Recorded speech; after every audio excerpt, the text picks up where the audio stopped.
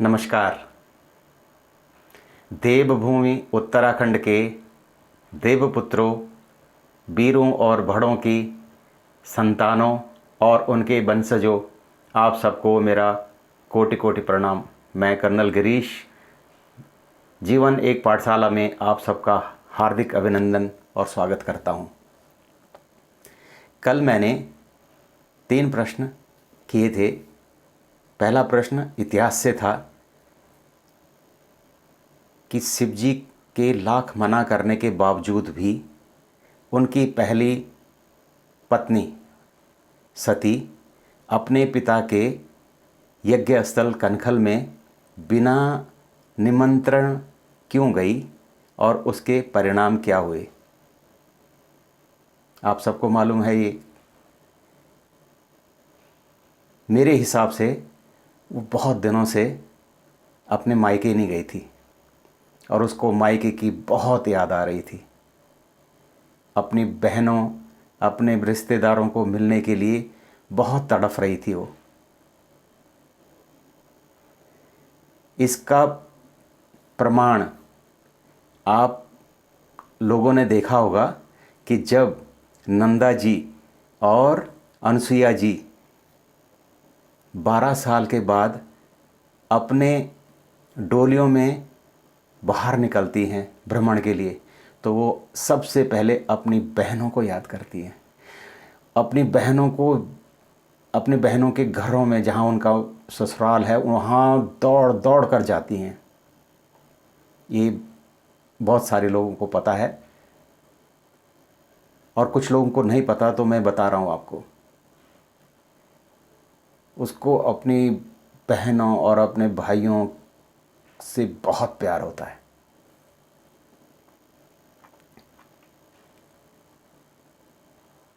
और यही कारण था कि जब सती जी देख रही हैं कि आकाश मार्ग में जो है इतने सारे देवी देवता सब जा रहे हैं कनखल और हमें नहीं बुलाया, और उसने शिव जी की बात नहीं मानी और पहुंच गई कनखल यज्ञ में भाग लेने के लिए।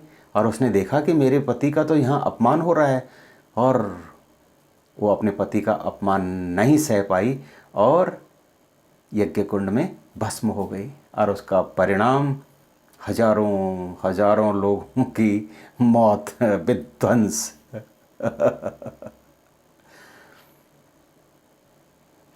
मेरा दूसरा प्रश्न था कि कालिंदी यमुना बार बार अपनी बहन, बड़ी बहन, हिमालय राज की दोनों पुत्रियां, मतलब गंगा और यमुना, तो अपनी बड़ी बहन यमुना को, अपनी बड़ी बहन गंगा को दिल्ली क्यों बुलाती हैं? इसलिए कि दिल्ली में आते ही यमुना समाप्त हो जाती है। उसका जो पवित्रपन था, देवत्व था जो उसके अंदर, वो कचड़े में, गंदगी में गंदा नाला बनकर रह गई है।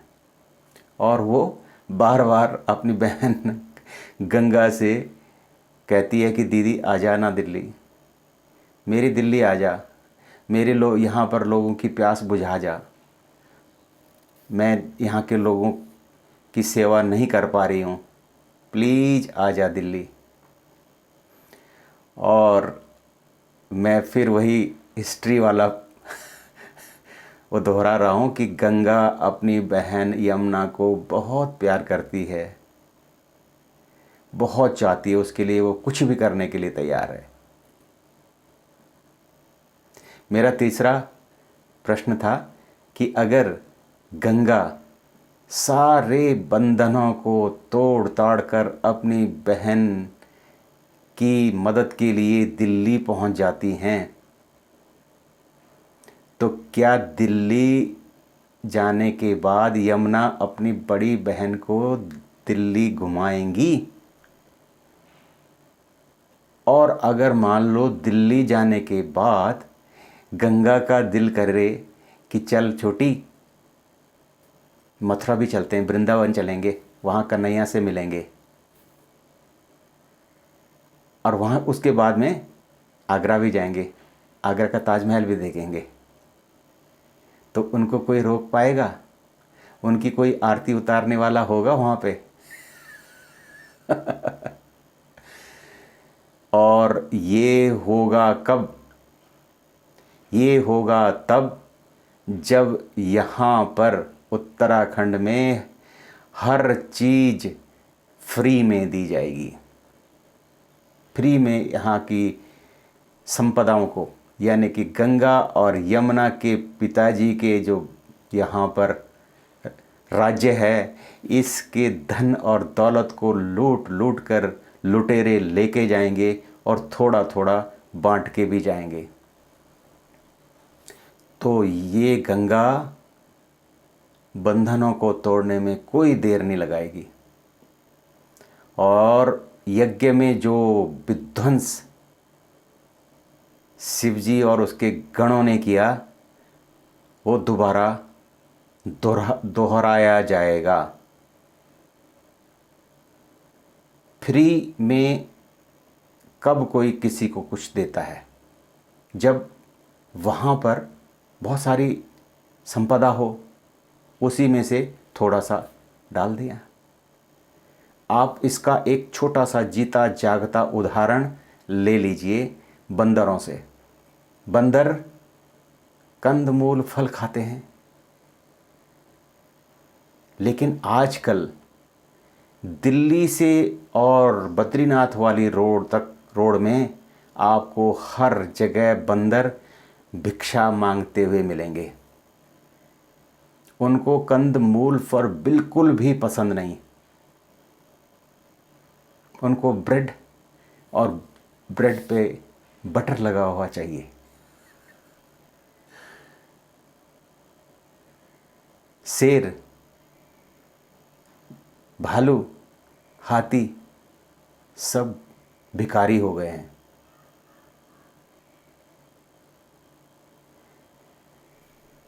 और जब कोई फ्री में खाना सीख जाए तो वो काम करना नहीं चाहता। ये उत्तराखंड बहादुरों की धरती है, लेकिन अब बहादुर कमज़ोर होते जा रहे हैं और उसकी जगह ले रहे हैं नेपाल देश के बहादुर। काम करना हमारे यहाँ लोग भूल गए हैं। काम करने के लिए आ रहे हैं कामगार बिहार और उत्तर प्रदेश से। बिजनेस भूल चुके हैं। बिजनेस करने वाले आएंगे अन्य प्रांतों से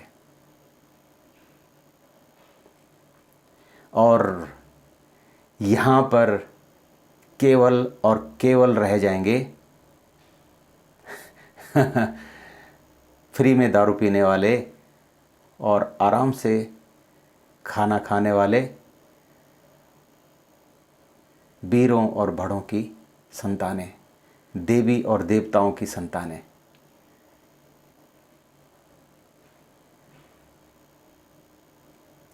मेरा परमपिता परमेश्वर से हमेशा यही प्रार्थना रहती है कि हे पिता परमेश्वर, जीवन के अंतिम सांस तक मुझे और मेरे बच्चों को उपयोगी बना कर रखना। कभी भिक्षुक न बनाना, कर्मयोगी बनाना, किसी के आगे हाथ फैलाने वाला न बनाना। मेरी इस देवभूमि के देवपुत्रों को, वीरों और भड़ों की संतानों को, उनके वंशजों को फिर वही पौरुष, वही बल देना कि वो देश की सेवा के लिए हमेशा अग्रसर बने रहेंगे, अग्रणीय बने रहेंगे।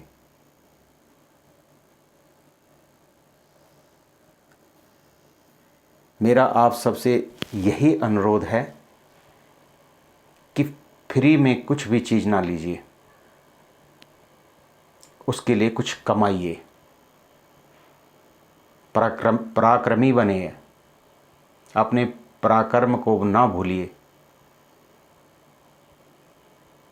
और इस देवभूमि में जहाँ के हर घर में एक एक योद्धा है,